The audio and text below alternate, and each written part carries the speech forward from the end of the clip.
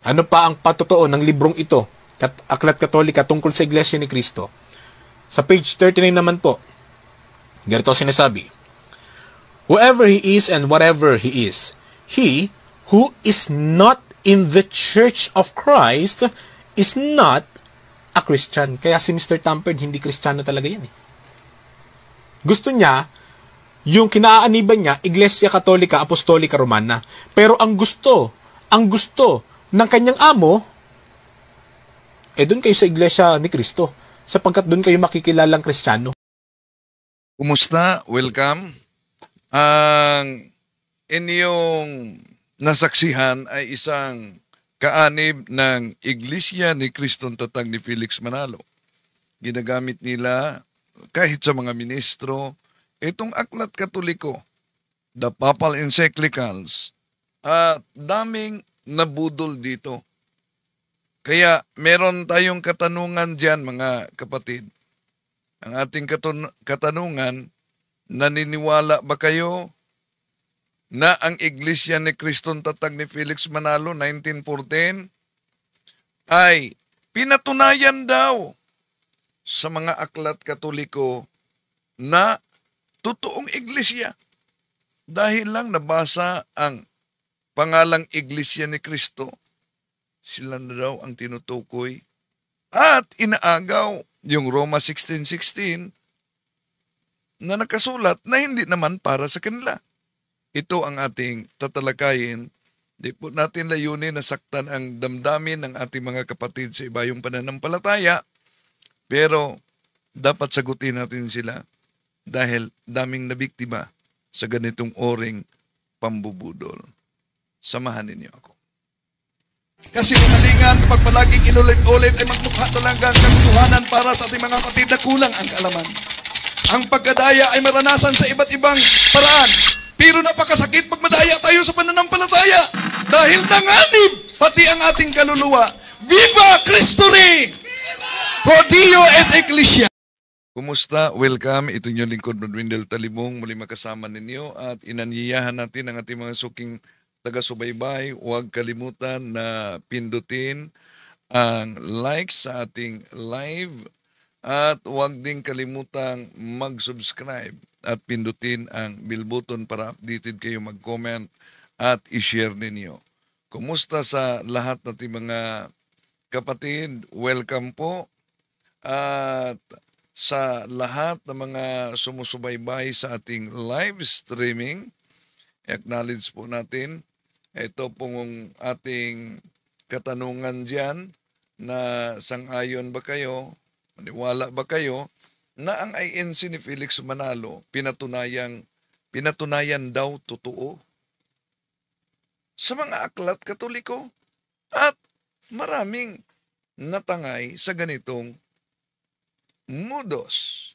Welcome po nila ni Serek, ni Richard Ihok, ni Mila, Ricky Pernada, David Alyunis.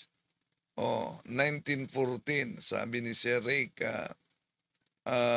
INC 1914 pa lang, sikta na kayo na nag-aangkin na kayo ang tunay na Iglesia ni Cristo.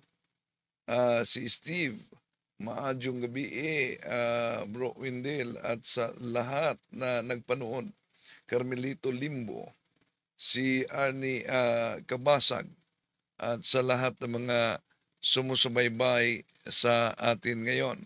So, mga kapatid, yung mga aklat Katoliko na sa matagal ng panahon, ginagamit ng mga ministro laban sa ating pananampalataya para yung mga inosenteng Katoliko ay matangay. At marami na talagang natangay sa maling akala na ang iglesyang itinatag ni Felix Manalo ay siyang iglesia daw na tatag ng ating Panginoon Jesucristo. Ginagamit nila ang mga aklat Katoliko, pero nang sinagot namin ito ni Cabornok, una, itong nagamit sa Papal Encyclical, sinagot ito namin ni Kaborno, ipakita muna natin mga kapatid, binura ang lahat na video niya. Tingnan niyo, di ba? Binura lahat na video. Ito kasi ang naunang pahayag niya. Ayon po, Sandali muna. Dahil may isa pang aklat na Katoliko din ginagamit nila. ano pa ang patotoo ng librong ito, Aklat Katolika tungkol sa Iglesia ni Cristo? Sa page 39 naman po, ganito sinasabi, whoever he is and whatever he is, he who is not in the Church of Christ is not a Christian. Kaya si Mr. Tamperd, hindi Kristiyano talaga yan eh.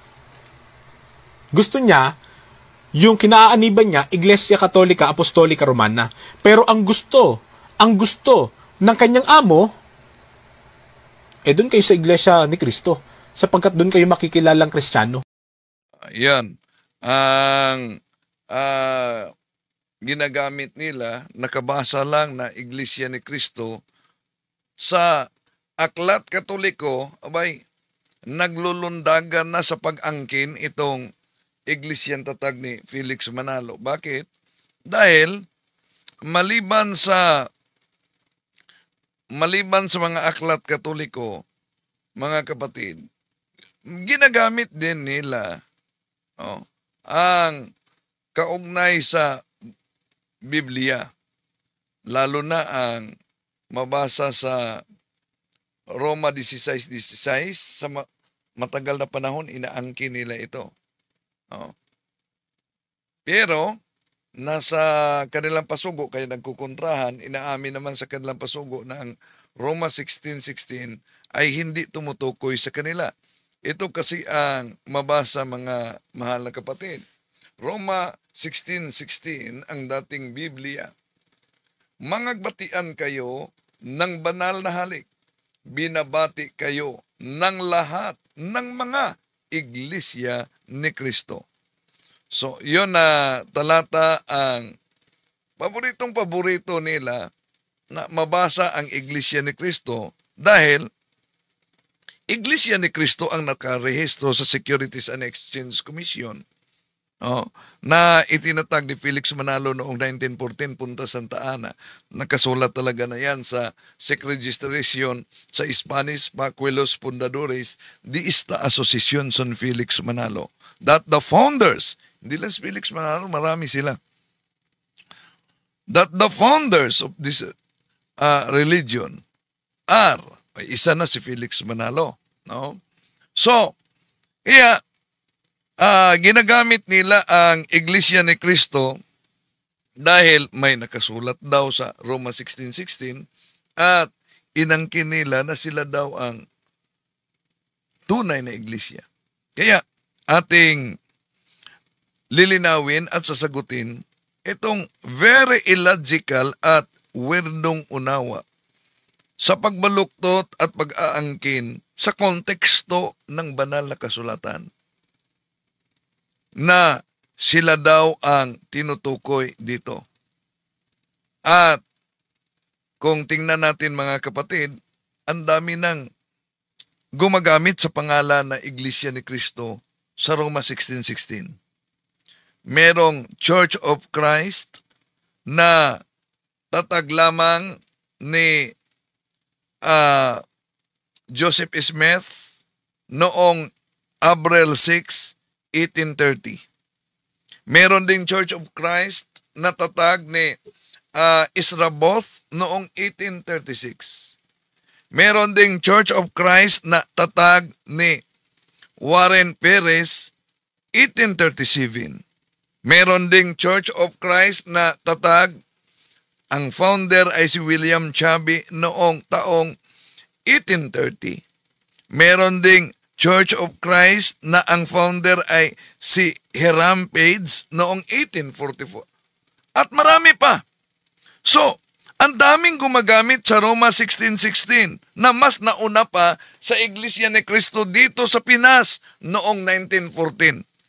Di po ba ang katuparan sa babala ng ating Panginoon Jesucristo, San Mateo 24:24 na sa kanyang pangalan, daming lilitaw at magdala at daming mailigaw. Kaya, nung sinagot ito ni Kabornok at sinagot din natin, nakapagtataka. Bakit? Lahat na video binura sa page niya, sa kanyang YouTube channel. Ating balikan muna si Kabornok. Tanong, ano ba ang naging pahayag niya tungkol po sa Iglesia Katolika? O eto, panoorin natin siya. Ano nga ba ang pangalan nung iglesyang itinayo ng ating Panginoong Hesukristo? Iglesia Katolika Apostolika Romana ba o Iglesia ni Kristo? Bakit hindi natin pasagutin mismo ang kanilang aklat? Pinamagatang The Papal Encyclicals. Ito po ay aklat Katoliko. Meron po itong Nihil Obstat, John A. Goodwin, Censor Librorum. Meron din siyang Imprimatur. Itong si Francis Cardinal Spellman, Archbishop of New York. Kapag ka po ang isang libro, merong Nihil Obstat, Censor Librorum, Imprimatur, nangangahulugan na ang nilalaman po ng aklat na ito ay hindi tinututulan ng simbahang Katolika maging ng kanilang Santo Papa. Pinayagan ng simbahang Katolika na maipalabas at maipabasa at hindi sila tumututol na alinman sa nilalaman nito nagsasabi talaga ng totoo. Hindi sila tutol doon. Talagang sumasang-ayon sila na kung ano yung nakalagay dito, pwedeng gamitin ni numan. Pwedeng paniwalaan sampalatayanan ni numan. Lalo na, syempre, nung nasa simbahan. Di po ba? Tungkol sa iglesyang itinayo ng ating Panginoong Hesukristo, ano kaya yung iglesia? Pangalan ng iglesia na yon na kung saan ay itinayo nga ng ating Panginoong Hesukristo.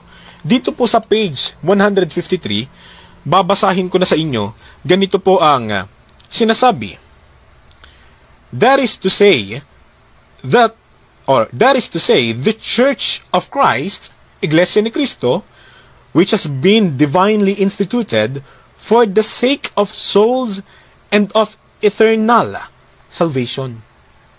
Church of Christ, Iglesia ni Cristo, ay itinatag alang-alang sa mga kaluluwa at walang hanggang kaligtasan. Bakit ba nagtayo ang ating Panginoon Hesukristo ng Iglesia?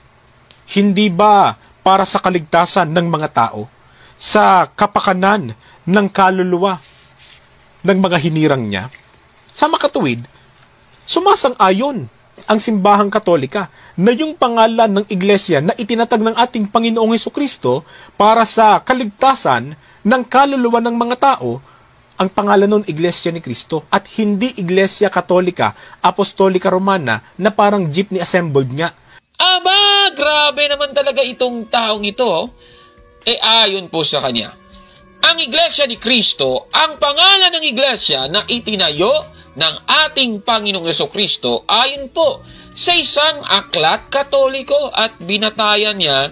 Ito, ipapakita ko po sa screen, ang aklat na kanyang binasa na ang sabi kasi, that is to say, the Church of Christ, which has been divinely instituted for the sake of souls and of eternal salvation. Ayan so yan ang kanyang binasa, mga kapatid. Tanong, mula sa kanyang binasa, totoo ba ang conclusion niya sa kanyang binasa, mga kapatid? Susuriin natin ang aklat na kanyang ginamit, mga kapatid. Yung kanyang binasa, ito pong aklat na The Papal Encyclicals in their Historical Context, edited by Anne Fremantle, sa page 153, at yan nga yung kanyang binasa, nakikita nyo po sa screen. That is to say, the Church of Christ, which has been divinely instituted for the sake of souls and of eternal salvation. Tanong mula sa kanyang binasa, anong iglesia kaya ang tinutukoy ng Church of Christ sa aklat na ito? Sige nga, tignan nga natin. Babalikan natin yung aklat, The Papal Encyclicals in their Historical Context sa page 153 pa rin. At pansinin po dito, ito, babasahin natin kung ano ba yung tinutukoy na Church of Christ. Sabi dito, Venerable brothers, it is surprising that in our time, such a great war is being waged against the Catholic Church. Sandali. Sinasabi sa unang parte na meron pong nagaganap na pambabatikos laban sa Iglesia Katolika. Ngayon, itutuloy natin. Ang sabi, "It is from them that the synagogue of Satan, which gathers its troops against the Church of Christ, takes its strength." Dito po sa nabasa naman natin, sinasabi na itong mga naninira sa Iglesia Katolika, kung babasihan po ang nasabing pahayag na ito, ay tumutukoy sa mga mason, mga kapatid, ano? So ang sabi, ang mga troops ng mga mason ay lumalaban sa Iglesia ni Cristo, na ayon po sa unang parte, ay tumutukoy sa Iglesia Katolika, mga kababayan. Napakaliwanag po, mga kapatid. Ibig sabihin, mula po sa ating nabasa, ang tinutukoy pala ng Church of Christ sa aklat na ito ay ang Iglesia Katolika, mga kapatid. Katunayan nga, yan ang aral ng Iglesia Katolika na ang nag-iisang Iglesia ni Cristo ay ang Iglesia Katolika Apostolika Romana, mga kababayan. Ayon po sa aral ng Iglesia Katolika, kaya itong sinasabi ng vlogger na ito, ang masasabi ko sa iyo, Pasted, yan! Sinungaling ka talaga, no, palpak, mga kapatid. Ganun talaga INC. Incomplete. Ano? Grabe talaga. Yan. Pagkatapos sinagot siya, tingnan niyo ang kanyang channel. Lahat na video, binura. Di lang yan. Itong aklat na ito, ginagamit din ito ng ministro ni Felix Manalo. Ayon po sa isa sa mga otoridad ng simbahang Katoliko, gaano raw po ba kahalaga ang Iglesia ni Cristo? May dala tayong aklat, ipakita natin. Ang pamagat po ng aklat, ito po, Bible History for Everyone. Yan. Mababasa natin, mabuti basahin po natin, sa page 29, ilagay na natin, page 29. Ang sumulat po ng aklat na yan ay si Father Atanasio Danieletti. Yan po ay sa St. Paul Publications, Pasay Metro Manila. Ano sinasabi ng pare ng simbahang Katoliko? Ito po sabi niya, yung unahang bahagi po, yan yung mismong nilalaman. Pero babasahin ko na po sa wikang Pilipino, may translation po dyan. Ang daong Ninue ay isang dakilang sagisag ng Iglesia ni Cristo. Ang Iglesia ni Cristo ay ang kaligtasan ng lahat ng kaluluwa. Ito ay gawa ng Diyos. Aklat Katoliko po yan. Ano pahayag po ng paring Katoliko? Yun daw pong daong Ninue. Isang sagisag o simbolo ng Iglesia ni Cristo. So, ang galing mag-research, magaling din, pinipilipit ang nakasulat. Pag nabasa ang Iglesia ni Cristo, abay, inaangkin na sila daw ang pinatunayan ng paring Katoliko. Ito, pakinggan niyo ang sagot ni Caborno. Kaya maging ang ibang mga otoridad ng iba't ibang relihiyon. Halimbawa po, isa sa mga otoridad ng simbahang Katoliko, may mga sumusubaybay po sa akin ng mga Katoliko. Ayon po sa isa sa mga otoridad ng simbahang Katoliko, gaano raw po ba kahalaga ang Iglesia ni Cristo? May dala tayong aklat, ipakita natin. Ang pamagat po ng aklat, ito po, Bible History for Everyone. Yan. Mababasa natin, mabuti basahin po natin, sa page 29, ilagay na natin, page 29. Ang sumulat po ng aklat na yan ay si Father Atanasio Danieletti. Wala pa ba dyan?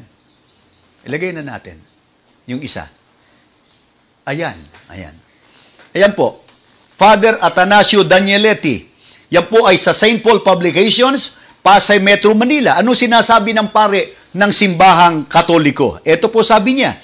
Yung unahang bahagi po, yan yung mismong nilalaman. Pero babasahin ko na po sa wikang Pilipino. May translation po dyan. Ang daong Ninue ay isang dakilang sagisag ng Iglesia ni Cristo. Ang Iglesia ni Cristo ay ang kaligtasan ng lahat ng kaluluwa. Ito ay gawa ng Diyos. Aklat Katoliko po yan. Ano pahayag po ng paring Katoliko? Yun daw pong daong Ninue. Isang sagisag o simbolo ng Iglesia ni Cristo. Marami naman po sa inyo palabasan ng Biblia. Basahin po niyo aklat ng Genesis. Siguro naalala pa po ninyo. Hindi ba't ang Panginoon Diyos ay nagpagawa noon kay Noe ng isang malaking daong bago ang bahang gunaw? Sino ang naligtas? Yung lahat ng pumasok sa loob ng daong. Kaya lahat ng nasa labas ng daong ay napahamak sa bahang gunaw. Ano sabi ng pare? Ang daong na yon ay isang dakila o kahangahangang simbolo. It is a magnificent symbol of the Church of Christ or Iglesia ni Cristo. Patotoo po yan ng pare. Kaya marami po na mga dating hindi kaanib sa Iglesia ni Cristo, nang maunawaan nila yung doktrina at aral ng Biblia, iniwan ang kanilang dating relihiyon at pumasok po dito sa loob ng Iglesia ni Cristo. Aba, grabe naman talaga. Ayon po sa kanya, pinatunayan ng Aklat Katoliko na may kaligtasan sa kanilang iglesia. Kasi nga nabasa sa aklat na ito ng isang pari na si Father Atanasio Danieletti, itong sinasabing, "The Church of Christ is the salvation of all souls." O sa kanyang pagbasa, ang Iglesia ni Cristo ang kaligtasan ng lahat ng kaluluwa. Grabe talaga. Tanong, totoo ba ang kanyang sinasabing ito? Susuriin natin ang aklat na kanyang ginamit, mga kababayan. Yung ginawa natin, hinanap po natin itong aklat, Bible History for Everyone. Ito, ipapakita natin sa inyo, yung nahanap natin. Ito pong Bible History for Everyone, yung nahanap natin ay yung 26th printing. Isinulat pala ito ni Father Athanasius Danieletti noong 1977. Ganito po ang sinasabi dito, at ayan po, talagang kung nakikita ninyo, ay yan nga yung keynote ng ministro. Nakikita nyo po sa screen. At may nakalagay nga, "The Church of Christ is the salvation of all souls." Ayan. Tanong, anong iglesia kaya ang tinutukoy ng phrase na Church of Christ sa nasabing aklat na ito? Susuriin natin yan. Sige, so yung gagawin natin ay babasahin muli natin ang nasa aklat sa page 22 naman. Ganito po ang ating mababasa, iniliwat natin sa Tagalog. Siya ay dapat kilalanin bilang ganon ng lahat ng tao.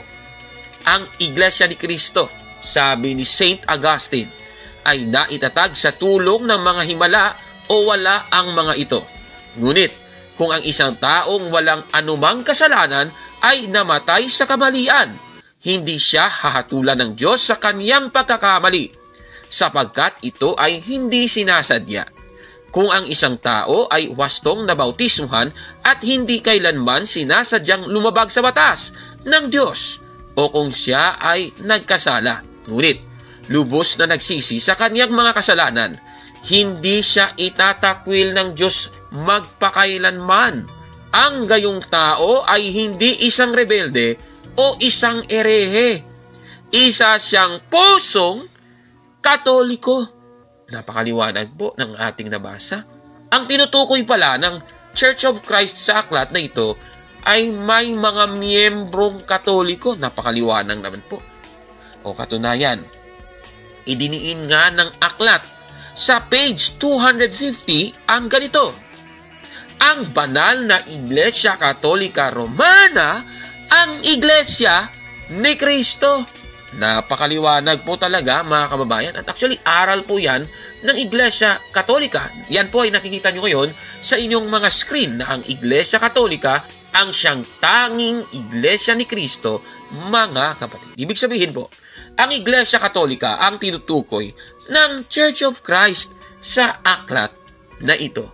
Katunayan din sa nasabing aklat, ganun pa rin, sa page 250, mababasa naman natin ang ganito: si Jesucristo ay naparito sa lupa at itinatag ang kanyang iglesia upang akayin ang mga taong may mabuting kalooban sa langit.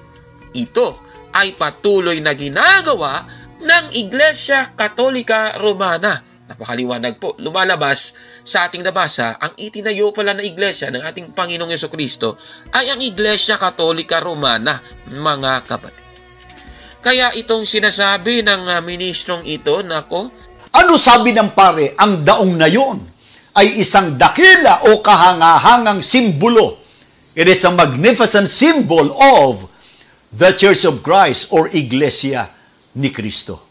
Patotoo po yan ng pare. Kaya marami po na mga dating hindi kaanib sa Iglesia ni Cristo, nang maunawaan nila yung doktrina at aral ng Biblia, iniwan ang kanilang dating relihiyon at pumasok po dito sa loob ng Iglesia ni Cristo. ito talaga, chef talaga ito, ano? Panay chop, chop, chop, chop. Di naman binasa yung konteksto. Nako, grabe naman. Kaya, busted! Yan! Mali yan! Nako, mali talaga. Paano ba inuunawa ng Iglesia Katolika ang pagkukumpara ng Arko ni Noe sa Iglesia na tinayo ng ating Panginoong Jesucristo? Ito po ba ay tungkol sa eternal salvation? Sige nga, tingnan nga natin. Babasahin natin ang Catechism of the Catholic Church, paragraph 1219. Ganito po ang sabi. The Church has seen in Noah's Ark a prefiguring of salvation by baptism, for by it, a few, that is, 8 persons, were saved through water. Napakaliwanag po ng ating nabasa. Ibig sabihin, yung Noah's Ark, yan po ay natitingnang kagaya po ito ng iglesia na itinayo ni Kristo na gumagamit ng sakramento ng binyag. Ibig sabihin po, yan pala ay secondary cause of our salvation. Dahil tandaan natin, si Kristo yung primary cause ng salvation ng tao. O klarong-klaro po yan. Kaya base po sa ating nabasa, ayon po sa Iglesia Katolika, ang pagkukumpara ng Arko ni Noe sa Iglesia ay may kaugnayan po sa bautismo, mga kapatid. At mababasa po natin sa Biblia yan. Marcos 16:16 na ganito po ang sabi. Ang sumasampalataya at mabautismuhan ay maliligtas. Napakaliwanag po ng ating nabasang ito. Ano po masasabi ninyo sa ating episode ngayon? Paki-comment po sa baba, mga kapatid. At kung like mo ang video na ito, paki-smash ng like button at mag-subscribe sa ating YouTube channel, Factbusters PH kaya. Huwag maniwala sa sabi-sabi. Check mo na kung fact nga talaga. Hanggang sa susunod na episode, ako po si Gaborno. At ito ang Factbuster! Okay, yon ang pagsagot din ni Kaburnok sa paggamit nila sa mga aklat katoliko. So, dito makita ninyo mga kapatid na di talaga sila mabubuhay kundi magkalat ng kasinungalingan gamit ang mga aklat katoliko. At marami ang natangay sa ganitong ori. May nagsabi na tampered daw ang simbahang katoliko, nagturo ng tampered. Pero naalala ba ninyo ay itong ginawa mismo ng inyong kasamang INC, Talagang dinikitan ko raw ito. Bueno, bubuksan natin titingnan natin yung Apokalipsis 13:18. Tingnan natin kung may dikit. Ayan. Ito po ang lugar na yun. Ito po. Ito po. Ayan po yun. So, klaro-klaro. Ayan po yun. Kung may dikit man yan, hindi ako ang may gawa. Defensor Katoliko nun, si Mr. Rolly Tesorero, siguro. O di kaya, baka si Monsignor Abriol din. Kasi si Abriol noon buhay pa. Inyo, talibugok. Napansin ninyo? At dahil sa ating pagtalakay at pagsagot kasama ni Kaburnok, matagal nang pinahinto din si Cesar Sinita sa INC dahil nalantad yung kanilang mga ginagawa. No? Di lang yan, yung sa debate namin ni Parva, paano niya minadjik ang aklat katoliko, nalantad din yan. At atin na yang tinatalakay, mga kapatid. At ano pang aklat katoliko na ginagamit nila? Pansinin ninyo, mga mahal na kapatid. Ito po na aklat katoliko, mula pa noon, Father Smith Instruct Jackson, ginagamit din ito ng mga ministro ni Felix Manalo. Pakinggan niyo. Mga kaibigan, alam kaya maging ng mga otoridad katoliko na merong iglesyang dapat aniban ng tao. Ito ang tunay na iglesia na dapat aniban ng tao sapagkat pagka ito ay nakilala pero hindi inaniban, hindi maliligtas po ang tao. Ang babasahin namin ni isang aklat pa rin ng Iglesia Katolika, ang pamagat nito ay Father Smith Instruct Jackson. Ang sumulat po nito ay si John Francis Knoll. Sa pahina 35 hanggang 36, ganito ang pinatutunayan ng nasabing sumulat ng aklat. Ang Iglesia ni Cristo ngayon, sa kalagayan, sa kapangyarihan, sa aral, ay dapat maging katulad ng kanyang dating kalagayan nung ito'y maglingkod sa mga tao sa pamamagitan ng 12 apostol. Sa iglesyang ito, ang lahat ay obligadong mapabilang upang maligtas. Yaong mga tao na sa pamamagitan ng kanilang malubhang pagkakamali ay hindi alam ang tunay na iglesia o kahit ito'y alam ngunit tumangging umanib ay hindi maliligtas. Mga kaibigan, pansinin po ninyo, sabi ng sumulat ng aklat, ang Iglesia ni Cristo ngayon, sa kalagayan, sa kapangyarihan, sa aral, ay dapat maging katulad ng kanyang dating kalagayan nung ito'y maglingkod sa mga tao sa pamamagitan ng 12 apostol. Yan. Yan ninyo nakita, mga kapatid, at nasaksihan na ang INC mismo ay squatter sa pangalang Iglesia ni Cristo. Squatter ng tunay na iglesia. Mabasa lang sa aklat na ito, Father Smith Instructs Jackson, na may Iglesia ni Cristo na kailangang aanib ka upang ikay maligtas. Abay, mula pa noong naitatag sila ni Felix Manalo, ito'y ginagamit na ng mga ministro at manggagawa nila para yung mga inosente ay madala. Pero pansinin niyo, ito po ang nakasulat, mga kapatid, sa naturang aklat. Pansinin ninyo ang pinagpuputol-putol ng mga ministro ni Felix Manalo. Ito ang nakasulat. Ito ang binasa niya. The Church of Christ today must be in nature, in power, in teaching what it was when it served men through the 12 apostles. It is to this church that all are obliged to belong in order to be saved. Those people who, though doubtful, deliberately refuse to seek out the true church, or knowing it, refuse to join it, cannot be saved. Ito ang iniwasan nila.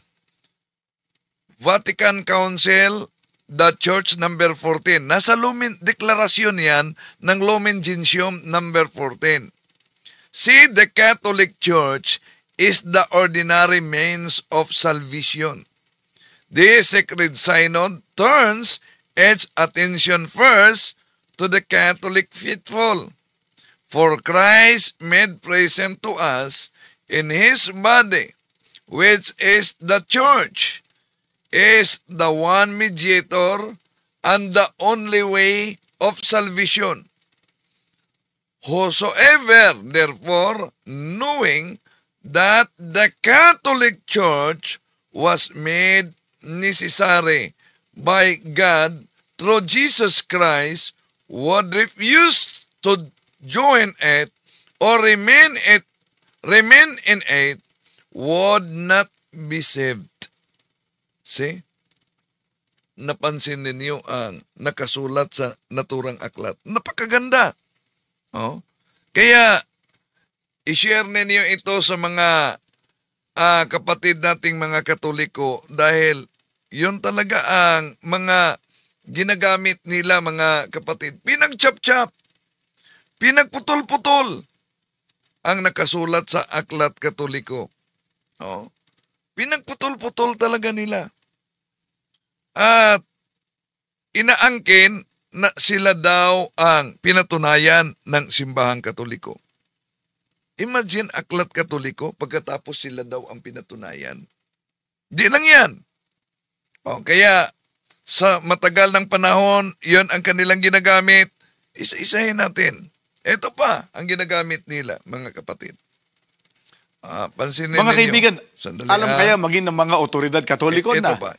merong Kapatid na Bobby, ang sangguniin natin mismo at kunin nating testigo yung opisyal na aklat ng Simbahang Katoliko, sulat ng isang pare, ang pangalan po ay si Francis B. Caselli, isang paring Jesuita. Totoo ba na walang proper name, walang pangalan, yung iglesyang itinayo ni Kristo? Meron, kapatid na Michael. Ito ang ating mababasa sa wikang Pilipino na po. Si Jesucristo ba ay nagtatag ng iglesia? Oo, mula sa lahat ng kasaysayan, kapwa panlupa at hindi pangkabanalan. Gayon din, mula sa Biblia, na kilalang isang makataong kasulatan. Ating nalaman na si Jesucristo'y nagtatag ng iglesia na tinatawag sunod sa Kanya, ang Iglesia Kristiyana o ang Iglesia ni Kristo. Kaya malinaw po, ayon na rin po sa otoridad ng Iglesia Katolika na ang pangalan ng Iglesia na itinatag ng ating Panginoong Jesucristo ayon sa Biblia ay Iglesia ni Kristo. At ang sabi pa nga nung pare, kapatid na Bobby, ay si Kristo ro nagtatag ng isang iglesia mula pa sa kauna-unahang panahon. Tinawag ng sunod sa Kanyang pangalan. Baka sabihin nila, kaya ba natin tinatanggap yung pahayag mismo ng pare na si Francis B. Caselli sapagkat natapat lang sa gusto natin? Hindi, kapatid na Michael. Kaya natin tinatanggap sapagkat binanggit din niya kanina. Ano yung ipinahayag niya mismo sa kanyang aklat? Ayon sa Biblia, yung katotohanan na ang pangalan ng iglesyang itinatag ng ating Panginoong Jesucristo ay Iglesia ni Kristo. At sana nagpapasintabi tayo sa mga kababayan nating Katoliko, hindi po itinatag ni Kristo ang Iglesia Katolika Apostolika Romana. Yan. Hindi daw itinatag. Nagkontradict na, nagsusuwagan. Bakit?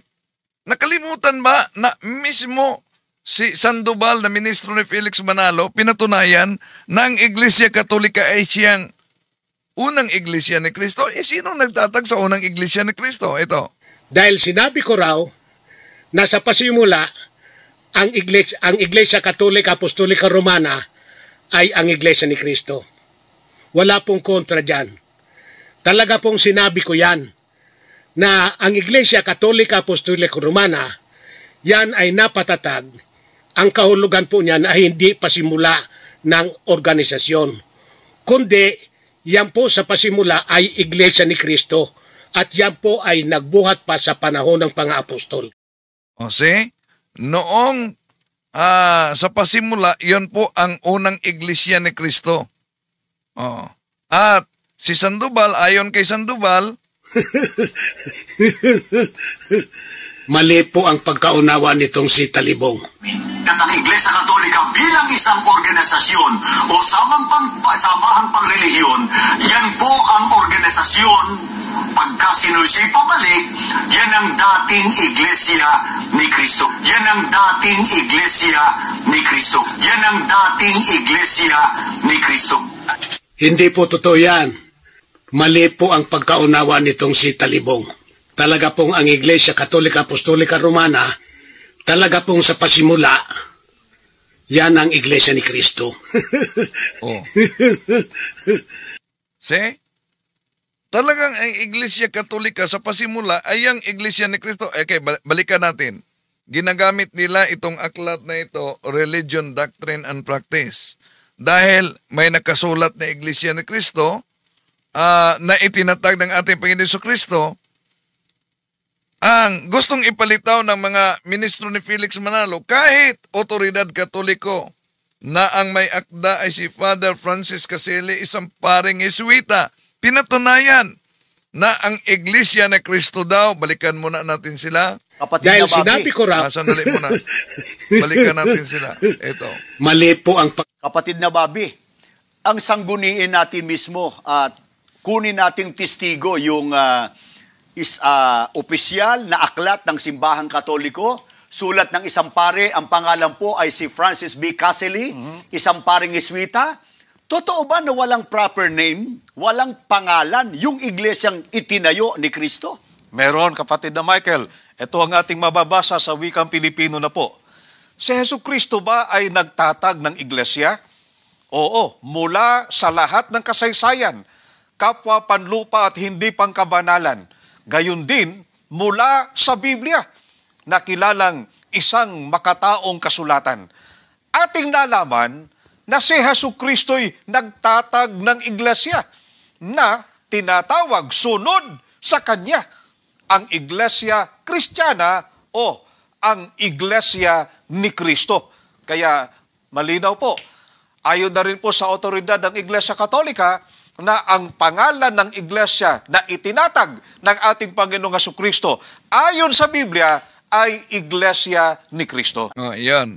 At pinag-chap-chap nila yan mga kapatid dahil mabasa sa Roma 16:16, Iglesia ni Cristo. Pero kung nakasulat yan, kung tingnan ninyo, mga Iglesia ni Cristo. Roma 16:16. Churches of Christ. Yun kasi ang nakasulat sa Roman 16:16. At yung mga Iglesia ni Cristo o Churches of Christ, yun ay kabilang sa napakaraming halimbawa sa tinatawag na descriptive term. Descriptive term, ibig sabihin, hindi kailan naging proper name para magiging official name. Descriptive term. Nasa pasugo nga nila. Hindi sapat ang pangalang Iglesia ni Cristo para magiging tunay. Kaya, ang mali nila, mga kapatid, na iniwan daw ng Simbahang Katoliko ang pangalan, descriptive term na Iglesia ni Cristo, mali. Pero, mamaya, ginamit nila yung Fundamentals of Catholic Dogma. Okay, ituloy muna natin. No? Dahil ginagamit nila Roma 16:16. Kung mapansin niyo, small letter. Letter C. Yung nakasulat sa English Bible, Roman 16:16. At iba pang descriptive term sa lahat ng mga translation ng Biblia, mga kapatid. Dahil alam ng mga Bible scholars na nagsalin na hindi yan proper name. Tapos sabihin sa Iglesia ni Felix Manalo dito sa Pilipinas na ang pangalang official ang Iglesia ni Cristo at pinatunayan daw kahit sa aklat Katoliko. Ngayon, mga kapatid, kung sisilipin natin ang nakasulat sa aklat Katoliko na ginagamit nila ito. Alam nyo ba kung ano ang nakasulat diyan? May iniiwasan sila din. Ito po ang nakasulat sa Religion, Doctrine, and Practice na binasa nila sa pahina 442 at ituloy sa 443. Ito po ang mabasa, mga kapatid. Did Jesus Christ establish a church? Yes, from all history, both secular and profane, as well as from the Bible considered as a human document. We learn that Jesus Christ established a church. which from the earliest times has been called after him the Christian Church or the Church of Christ. Ayun ang kanilang binasa. Dahil mabasa ang Church of Christ, abay, inagaw na nila at tinatagalog pa nga nila na ang nabasa, si Hesukristo ba ay nagtatag ng isang iglesia? Oo. Mula sa lahat ng kasaysayan, kapwa, panlupa at hindi pangkalahatan. Gayon din mula sa Biblia na kinikilalang isang makataong kasulatan. Ating nalalaman na si Hesukristo ay nagtatag ng isang iglesia na mula sa kauna-unahang panahon ay tinatawag na kasunod sa kanyang pangalan ang Iglesia Kristiyana o Iglesia ni Kristo. O ayan. Kaya inaagaw na ng mga ministro yung nakasulat sa Aklat Katoliko. Pero, sino po bang tinutukoy diyan ang Iglesia ni Kristo? Ang Iglesia bang tatag ni Felix Manalo? Ito ang mabasa natin mga kapatid sa naturang aklat. This church, founded and organized, unorganized, this church, no? Sandali muna. I-edit muna natin itong ito. Okay. Tuloy natin mga kapatid. No, ito ang ginagamit ng mga ministro ni Felix Manalo. This church, founded and organized by Christ and preached by the apostles, is the Church of Christ. It is the only true church and one which God orders all men to join. Yan ang nakasulat sa naturang aklat mga kapatid. Now, itong Church of Christ na nakasulat sa Aklat Katoliko, ito ba'y Iglesia ni Kristong tatag ni Felix Manalo? Balikan lang natin ang iniwasan nila. Ito ang iniwasan nila. Pahina 328. The lessons of the Catholic Church are among the most important in the study of religion. For if we once admit that the Catholic Church is the true church established by God to teach men infallibly the way to heaven, and that He has commanded all men to be members of it, our way is clear. See? So, ang Church of Christ na pinatunayan sa Aklat Katoliko, hindi po ang iglesyang tatag ni Felix Manalo, kundi inaagaw lang nila mga kapatid. Hindi ang iglesia ni Manalo, kundi walang iba.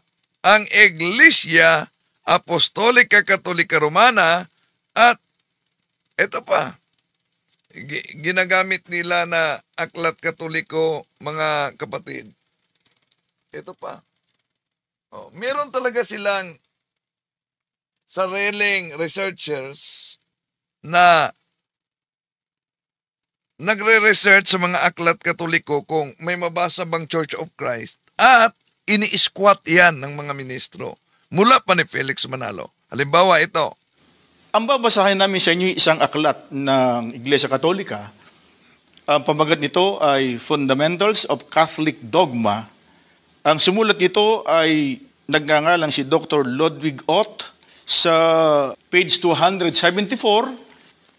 Tungkol sa Mateo 16:18, si San Cipriano ay nagsasalita tungkol sa pagtatayo ni Kristo ng Iglesia ni Kristo at pinanganlan ng Iglesia na Iglesia ni Kristo. Yan po ang patutuon ng sumulat ng aklat. Ang Panginoon Kristo ay nagtayo ng Iglesia at ang sabi po niya, pinangalanan nito na Iglesia ni Kristo. Yan. Ginagamit naman nila ang Aklat Katoliko mga kapatid. ito ang aklat Katoliko na mabasa daw sa naturang aklat na Iglesia ni Cristo. Tanong, ang aklat na ito na Fundamentals of Catholic Dogma na ayon sa kanila mabasa ang Iglesia ni Cristo, iyon po ba ay tumutukoy sa Iglesia Tatag ni Felix Manalo? Hindi.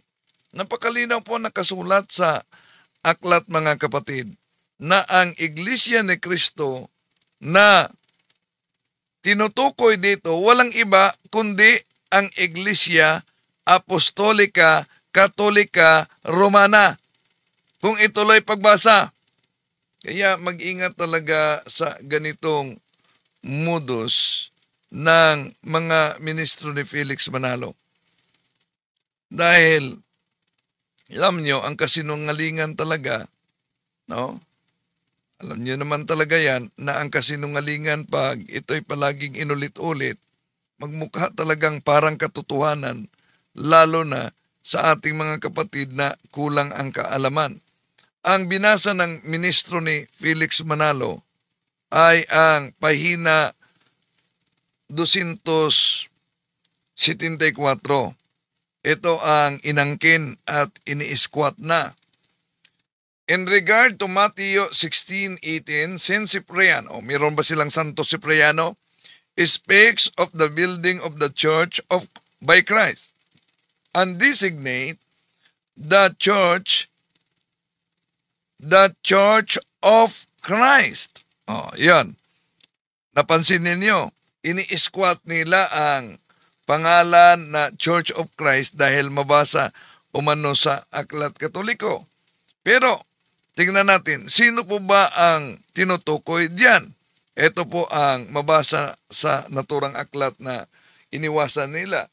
To describe this true Church of Christ, which is the Holy Catholic Apostolic Roman Church, there is no name more noble, none more excellent, none more divine than the expression, the mystical body of Christ.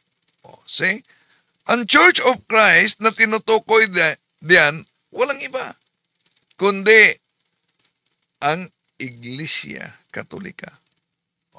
Ulitin natin, kahit nga si Sandoval na ministro ni Felix Manalo, anong sabi? Mali po ang pagkaunawa nitong si Talibong. At ang Iglesia Katolika bilang isang organisasyon o samahang pangrelihiyon, yan po ang organisasyon pagka sinusoy pabalik, yan ang dating Iglesia ni Cristo. Yan ang dating Iglesia ni Cristo. Yan ang dating Iglesia ni Cristo. Hindi po totoo yan. Mali po ang pagkaunawa nitong si Talibong.